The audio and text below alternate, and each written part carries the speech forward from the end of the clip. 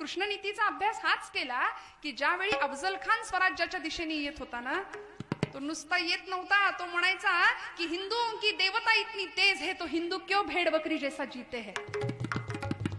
हा पंढरपूरचा विठोबा शिवाजी राजाला ताकद देतो काय, ही तुळजापूरची तुळजा भवानी शिवाजी राजाला ताकद देते काय. म्हणून अफजल खानाला खरं तर अगदी नॅशनल हायवे होता स्वराज्यात यायला, पण तो आला नाही, तो तुळजापूर मार्गे आलाय प्रतापगडाच्या पायथ्याशी.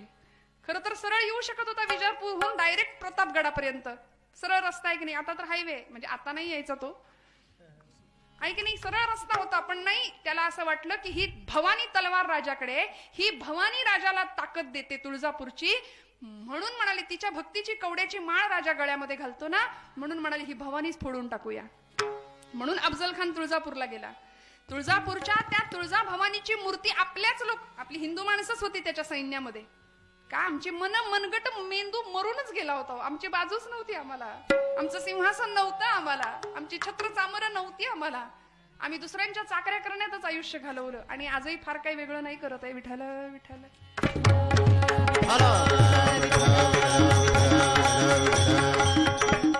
आणि तो अफजल खान ज्यावेळी आपल्याच सरदारांना सांगतो की आणा ती देवीची गंडकी शिळेची मूर्ती उपटून काढा, आणि ऐका श्रोते हो, आपल्याच माणसांनी, त्याच्याकडे चाकरी करणाऱ्या लोकांनी त्या तुळजा भवानीच्या आदिशक्तीची गंडकी शिळेची मूर्ती उपटून हत्तीवर बसलेला तो क्रूर कर्मा अफजल खान नामाचा पठाण त्याच्याकडे ती मूर्ती दिलीये. लळ लळ लळ लळ करणारी तेजस्वी तुळजा भवानीची मूर्ती बघितलं आणि तो म्हणाला की ही देवता शिवाजी राजाला ताकद देते. एका क्षणाचाही विलंब न करता खाडकन मूर्ती आपटली, ठिकऱ्या झाल्या मूर्तीच्या, जाती घेऊन माणसं बोलावली, भरडली मूर्ती, रांगोळी केली आणि तुळजापूरच्या प्रांगणामध्ये पसरवून टाकली. आणि अफजल खान म्हणत होता, खदखदा खदखदा हास्य करत म्हणत होता, मैंने परमात्मा की मिट्टी बनाई है, मैंने परमात्मा की मिट्टी बनाई है कोई मई का लाल जो मिट्टी से परमात्मा को फिर से पैदा कर सके. राजांना राग नसेल का आला, माझी तुळजा भवानी फोडली, राग नसेल का आला. पण नाही, कृष्ण नीती अभ्यासली होती. म्हणाले अपने गली में आओ. आणि मग जेव्हा प्रतापगडाच्या पायथ्याशी, खरं तर पंढरपूरला सुद्धा तो गेला होता, पांडुरंगाच्या मूर्तीला सुद्धा तो हात लावणार होता, पण आमच्या काही भक्तांनी मूर्ती लपवून ठेवली म्हणून ती सुरक्षित राहिली पांडुरंगाची. प्रतापगडाच्या पायथ्याशी आणलं आणि मग विश्वासघातानी त्याचा कोथळा बाहेर काढला. का? कारण शंभू महादेव अधिष्ठान होतं. जटाटवी गलज्जल प्रवाह पावितस्थले गले वलंब्य लंबितां भुजंग तुंग मालिकां डमड्डमड्डमड्डम निनाद वड्डमर्वयं चकार चंड तांडवं तनोतन शिव शिवम्. जटाकटाह संभ्रम भ्रमन् निलिम्ब निर्झरी विलोल वीचि वल्लरी विराजमान मूर्धनि धगद् धगद् धगज्ज्वलल्ललाट पट्ट पावके किशोर चंद्रशेखरे रति प्रतिक्षणं मम. धराधरेन्द्र नंदिनी विलास बंधु बंधुर स्फुरत् दिगंत संतति प्रमोदमान मानसे कृपा कटाक्ष धोरणे निरुद्ध दुर्धरापद क्वचित् लिकंवरे मनो विनोद मेतु वस्तिनि. ओम नमः शिवाय, ओम नमः शिवाय अधिष्ठान होतं शंभू महादेवांचं. का?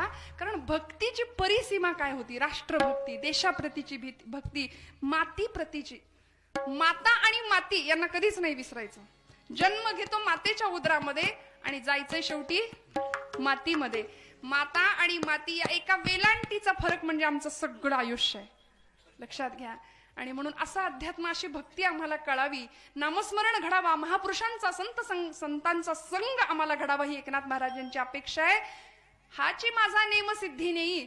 आणि मग हे सगळं झाल्यानंतर काय घडावं? पायी तीर्थयात्रा मुखी राम नाम, हाची माझा नेम सिद्धी नेई. काय हुशार आहेत संत बघा.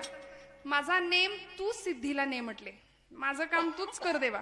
आणि देव सांभाळतो भक्ताला, भगवंत भक्ताला सांभाळतो. अनन्यास चिंतयन्तो माम ये जनाः पर्युपासते योगक्षेमं वहाम्यहं. सगळा योग भगवंत वाहतो भक्ताचा. आम्हालाच असं वाटतं मी करतो मी करतो मी करतो, पण नाही, सगळं सोपवावं त्याच्यावर. बघेल ना तो. विश्वास ठेवूया थोडासा, संतांवर ठेवूया, भगवंतावर थोडासा ठेवूया आणि आपलं कर्म, आपले प्रयत्न उत्तम प्रकारे करत राहूया. पायी तीर्थयात्रा, नाथांनी मागणं मागितलं, माझ्याकडून तीर्थयात्रा घडू दे. सगळ्या संतांनी तीर्थयात्रा केलीये. स्वतः ज्ञानराजांनी तीर्थयात्रा केली, 1 वर्षाची तीर्थावळी केली. ज्ञानराज नामदेव महाराजांना म्हणाले, नाम्या चल तीर्थयात्रेला बाहेर पड. नामदेव महाराज काय म्हणायचे माहितीये का? नाही, माझा पांडुरंग विटेवरच आहे. कारण लहानपणापासून तोच पांडुरंग नामदेवांकडून जेवला होता, खेळला होता, हसला होता, बोलला होता, त्यांच्या कीर्तनात नाचला होता. नामदेव महाराज म्हणायचे, माझा पांडुरंग विटेवर आहे, मी त्याला सोडून कुठे नाही जाणार. पण ज्ञानदेवांना कळत होतं. म्हणाले, नाम्या शिंप्याच्या जातकुळी जन्माला आलास ना वेड्या, जगाला कळू दे रे नाम्या की नामदेव नावाचा शिंपी हा फक्त कपडे शिवणारा शिंपी नाही, अवघा देश आणि अवघा प्रांत शिवायला निघालाय प्रेमाच्या धाग्यानी आणि भक्ती नावाच्या सुईनी. अवघा प्रांत जोडला नामदेव महाराजांनी आमच्या. बाहेर पडले. 1 वर्ष ज्ञानदेवांबरोबर आणि पुढची 40 वर्ष एकनाथ नामदेव महाराज स्वतः एकटे फिरले, तीर्थयात्रा केली. आणि तीर्थयात्रा केल्यानंतर कळालं की माझा पांडुरंग फक्त राऊळात नाही, तो कुठे? तीर्थ विठ्ठल, क्षेत्र विठ्ठल, तीर्थ विठ्ठल, क्षेत्र विठ्ठल, देवा विठ्ठल, देवा पूजा विठ्ठल, देवा विठ्ठल, देवा पूजा विठ्ठल, तीर्थ विठ्ठल, क्षेत्र विठ्ठल, तीर्थ विठ्ठल, क्षेत्र विठ्ठल, तीर्थ विठ्ठल, क्षेत्र विठ्ठल, माता विठ्ठल, पिता विठ्ठल. कुठे आहे भगवंत? आईच्या चरण स्पर्शात आहे, बापाच्या चरण स्पर्शात आहे, आणि त्यालाच आम्ही विसरतो. दिवस दिवस आईचं तोंड न बघणारी कार्टी आमच्या घरात आहेत, आईला बघत पण नाहीत. नामदेव महाराज म्हणतात, पांडुरंग कुठे? माता विठ्ठल, पिता विठ्ठल, बंधू